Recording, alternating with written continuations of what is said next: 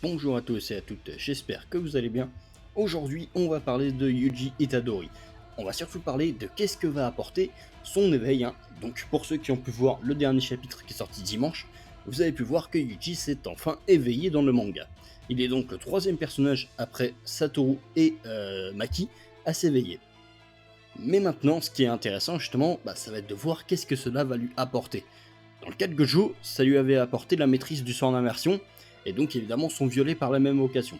Dans le cas de Maki, elle avait amélioré ses capacités par rapport à sa restriction maudite. Dans le cas de Yuji, je pense qu'il va évidemment y avoir de l'amélioration de son sort, mais probablement d'autres petites choses liées à ça. Donc sur ce, on peut commencer. Alors avant de parler de qu'est-ce que Yuji va obtenir, on va déjà parler de ce qu'il possède à l'heure actuelle. Donc Yuji, à l'heure actuelle, donc contre Sukuna, il nous a montré déjà plusieurs atouts, on va dire. Il nous a montré donc une maîtrise de manipulation du sang, donc il a obtenu en s'entraînant avec Choso, et qu'il a obtenu surtout en mangeant donc les fœtus maudits, donc ses frères. Ok. Donc à partir de là, Yuji possède donc le sort de manipulation du sang du clan Kamo. C'est déjà un premier point, puisqu'il s'agit à l'heure actuelle du potentiel sort inné de Yuji. Alors même si effectivement on nous a expliqué au début du manga qu'il n'était pas possible de tenir un sort inné, ici puisque Yuji a bouffé littéralement ses frères, c'est pas forcément non plus incohérent qu'il ait pu choper ses sorts. Sachant que à côté, Yuji possède une autre capacité qu'il n'a pas encore utilisée totalement durant le combat. C'est la manipulation des âmes en fait, en quelque sorte. Alors on ne sait pas encore à quel degré et comment ça fonctionne, mais on a pu le voir déjà sous deux facettes. La première, on l'a vu justement lorsqu'il s'entraînait avec Kusakabe. Il avait switch de corps avec Kusakabe. Donc c'est-à-dire que Yuji était dans le corps de Kusakabe et Kusakabe dans le corps de Yuji. Ok. Donc ça c'est l'une des compétences de ce sort, que l'on n'a toujours pas vu pour l'instant en plein combat.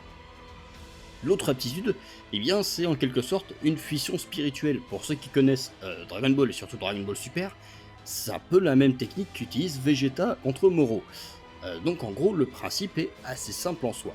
C'est-à-dire que Yuji, lorsqu'il va frapper quelqu'un, il va du coup le debuff en quelque sorte. C'est-à-dire qu'il va brider son énergie occulte, et au passage, il va également réduire la maîtrise de Sukuna sur le corps de Megumi. Ok. Donc en gros, c'est littéralement un debuff. Et à chaque fois que Yuji va frapper, il va debuff à nouveau. Jusqu'à ce que Sukuna soit complètement délié de Megumi, en quelque sorte. Alors, il y a peut-être une limite quand même, mais pour l'instant, c'est pas encore très clair. Le truc étant que, on sait pas encore quel est ce sort exactement. C'est une sorte de sort de manipulation des âmes, effectivement, mais on sait pas encore exactement qu'est-ce que c'est. Mais je pense que ça va clairement se révéler prochainement, puisqu'ici, si Yuji s'est éveillé, il va très probablement nous lâcher plusieurs dingueries par rapport à ce sort. En plus de ça, Yuji possède une maîtrise de l'énergie occulte extrêmement avancée, puisque la plupart des personnages du manga se sont retrouvés à court d'énergie occulte à divers moments. Mais Yuji, il n'a jamais été à court d'énergie occulte. Et jamais. À chaque fois, on a l'impression que le mec il peut y retourner. Et là, contre Sukuna, c'est encore plus étrange. Parce qu'il utilise le sort d'inversion à pleine puissance en continu, le mec, et pourtant, il y retourne et il n'y a aucun souci. C'est aberrant. Là, il utilise son sort plus le sort d'inversion quasiment tout le temps et à pleine puissance. On a Yuta, il s'est pris un coup mortel, il est mort ou pas loin. Et on a Yuji, il s'en est pris quand même un paquet des coups limite mortels, notamment le même que Yuta, mais lui il s'en est sorti et plutôt bien parce qu'ici il se bat sans trop de séquelles. Le mec enchaîne continuellement, c'est-à-dire qu'ici on a potentiellement un Yuji qui a autant d'énergie occulte qu'un Yuta, voire plus. Et je pense sérieusement qu'il a même plus d'énergie occulte que Yuta. Surtout que c'est un petit peu étrange, mais la quantité d'énergie occulte de Yuji n'a jamais été précisée dans tout le manga. Généralement, pour un personnage, c'est pas rare qu'on nous précise quelle quantité d'énergie il possède, mais ça a jamais été dit pour Yuji. Et je trouve ça quand même assez étrange qu'on ne précise pas quelque chose d'aussi important. Donc je pense quand même que ça va être expliqué prochainement, donc voilà. Notamment par Sukuna, parce que Sukuna étant dans le corps de Yuji à un certain moment, je pense qu'il a clairement pu voir pas mal de choses de l'intérieur, on va dire. Donc voilà. Maintenant, on a donc un Yuji qui possède ces capacités-là. Donc des capacités qui à l'heure actuelle le placent vraiment très très haut dans les exorcistes. Mais vraiment très très très haut. Donc voilà. Maintenant, avec un éveil, qu'est-ce que cela va donner? Eh bien, il y a pas mal de possibilités. La première étant que justement sur l'image où on le voit s'éveiller, ça a été rapporté par pas mal de personnes, on le voit avec des yeux différents. Des yeux qui ressemblent, enfin comme si ses yeux s'étaient éveillés. Mais est-ce qu'il a chopé le sixième œil? Bon, je ne pense pas, mais on sait jamais, hein, il a peut-être bouffé un truc ou je ne sais quoi par rapport à Gojo, ou enfin dans tous les cas, à voir. Ou tout simplement, vu que le fait que Satoru est potentiellement mort, peut-être que quelqu'un peut éveiller le sixième œil derrière. C'est encore trop... On a trop peu d'informations sur ça. Mais le cas du sixième œil, je n'y crois pas trop pour le moment. On sait jamais, ça peut arriver, mais pour l'instant, on va laisser ça de côté, hein. Il n'y en a pas besoin ici. Maintenant, par rapport à ses sorts, eh bien déjà, on a pu apprendre dans le dernier chapitre que Yuji, pour le moment, il maîtrise pas très bien la technique de manipulation du sang. Donc clairement ici, avec un éveil, il va sûrement atteindre le plein potentiel de la technique, et même dépasser de Chozo avec. C'est quasiment certain. C'est juste le power-up d'un éveil va faire qu'il va réussir à maîtriser cette technique parfaitement. Maintenant, là où ça va être intéressant, c'est la technique de manipulation des âmes. Parce qu'il va peut-être enfin pouvoir la lâcher à 100% de son potentiel, ça aussi. Et là, par contre, ça peut changer beaucoup de choses, parce que potentiellement, il pourrait même obtenir littéralement les capacités que possédait Maito, c'est-à-dire l'altération des âmes et ce genre de choses. Donc là, ça peut être extrêmement fort, en fait, ce que Yuji peut faire. Il pourrait vraiment mettre Sukuna en danger. Sachant qu'en plus, potentiellement, même que son debuff pourrait devenir plus puissant. Et ici, Yuji vient claquer un seul éclair noir, et derrière, il s'éveille. Un éveil plus un éclair noir, on sait qu'à chaque éclair noir, le prochain a plus de chances du coup de pop. À mon avis, là, Yuji, il va les spam. Il va les spam en boucle. Voire potentiellement, il pourrait être le premier personnage à pouvoir claquer des rayons noirs, à volonté, hein, littéralement. On a déjà vu que Yuji a la plus grosse facilité du manga à claquer des rayons noirs.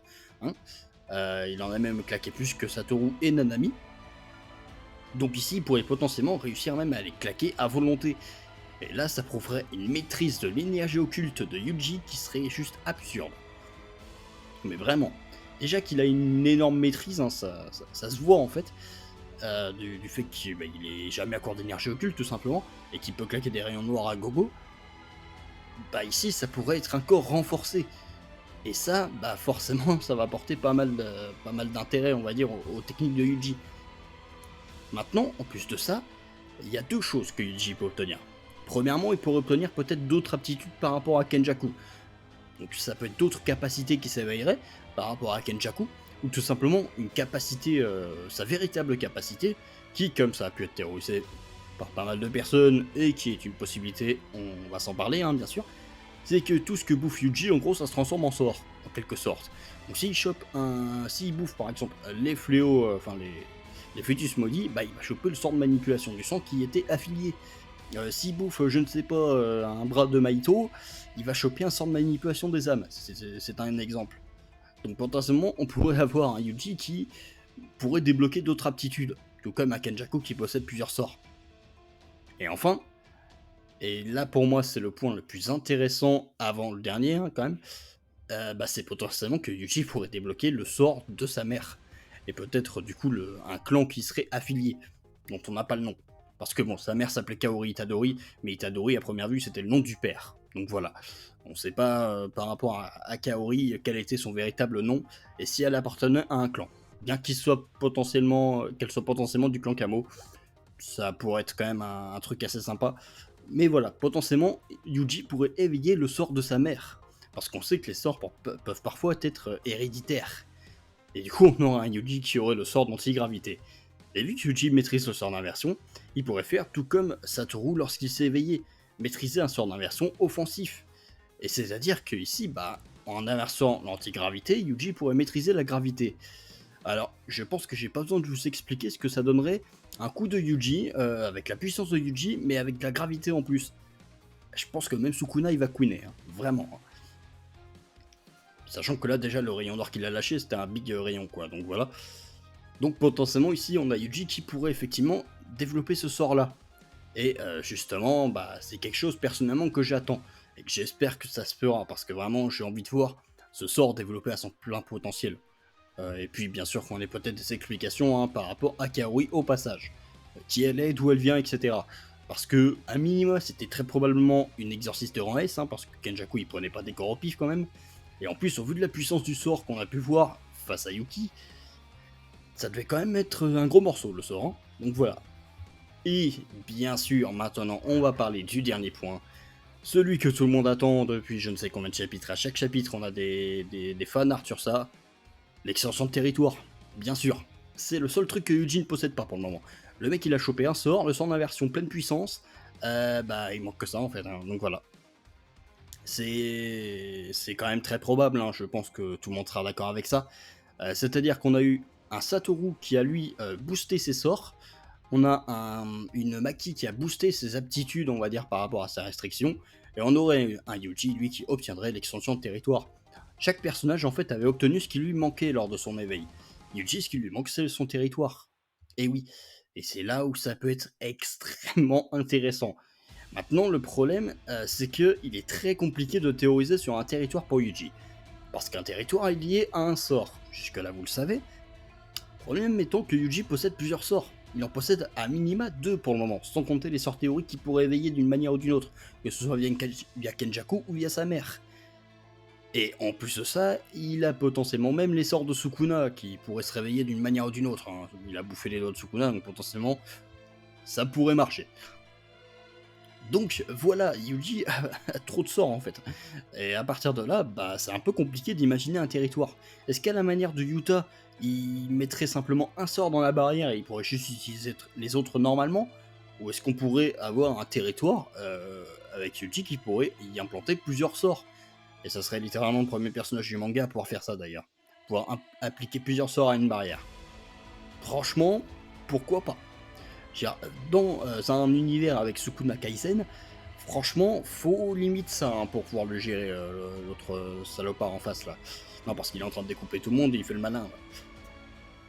Non, donc voilà, clairement, imaginer un territoire pour Yuji, c'est très compliqué. Maintenant, si on imagine un territoire pour les deux sorts qu'il possède à l'heure actuelle, eh bien, si on imagine un territoire pour la manipulation du son, eh bien, déjà, il y a quand même pas mal d'options. On pourrait avoir un Yuji qui pourrait potentiellement attaquer en continu avec du sang, un peu à la manière des lames de Sukuna, hein, mais cette fois-ci avec du sang. Peut-être même des lames de sang hein, pour faire écho à Sukuna, où on aurait justement un Yuji qui s'inspirerait de Sukuna pour créer son territoire. Ce qui serait pas étonnant puisque la première fois que Yuji a utilisé un territoire, bah, c'était avec Sukuna dans son corps.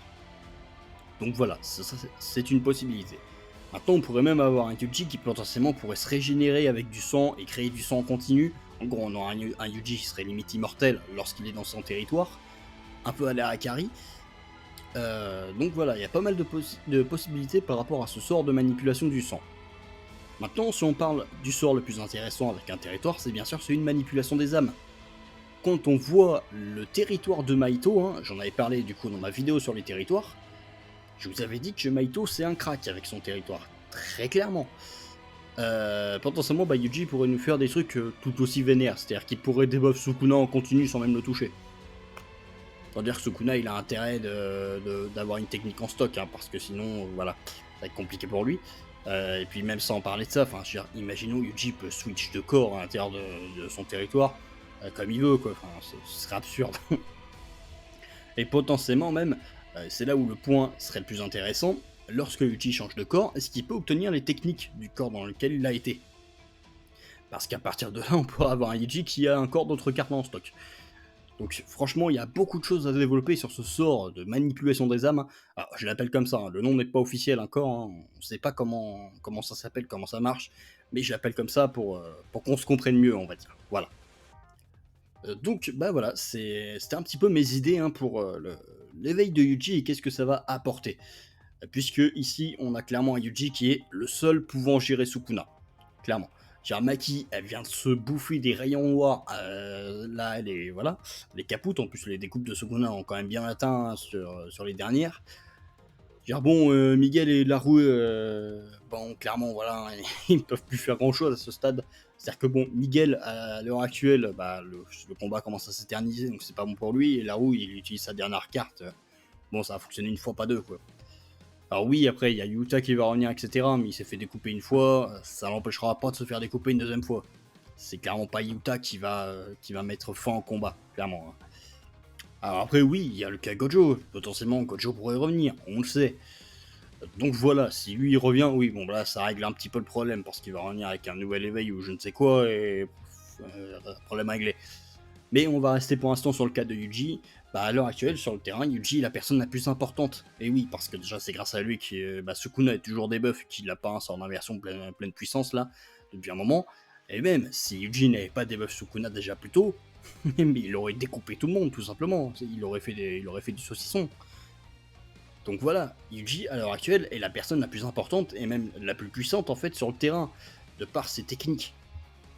Et là, encore plus avec son rayon noir.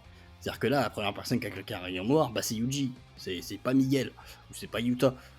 Donc voilà, c'est quand même quelque chose à noter. Donc, bah voilà, j'espère que cette vidéo vous aura plu, j'espère que j'aurai été assez clair dans mes propos. Et puis dites-moi, vous, en commentaire, qu'est-ce que vous attendez pour cet éveil de Yuji. Sachant qu'on n'a pas de chapitre la semaine prochaine, je crois. Donc on se retrouvera la semaine d'après, du coup, pour la suite. Donc voilà, j'espère que ça vous aura plu. Et puis bah moi, je vous dis à plus pour une prochaine vidéo. Allez, salut tout le monde.